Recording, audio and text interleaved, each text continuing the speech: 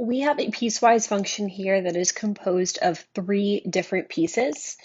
We have this first piece, this second piece, and this third piece here. So three different pieces, and we want to evaluate this function at three different x values. So let's start off and let's find f of -3.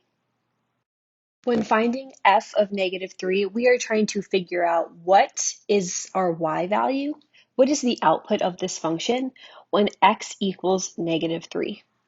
So we are going to find -3 here on our x-axis, and we are going to go down to where our function is.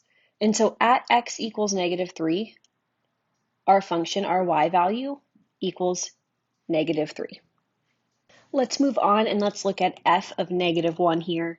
Again, we are trying to figure out what is our function equal to, what is our output when x equals -1.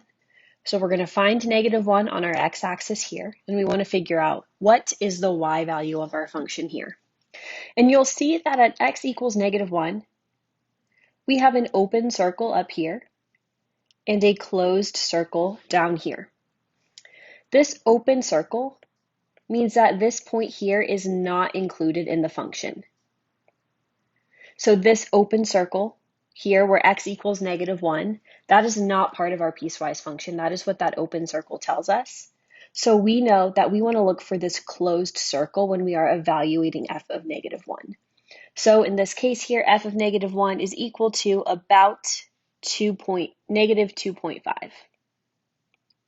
So again, open circle means that that is not included in our function. Closed circle means that it is.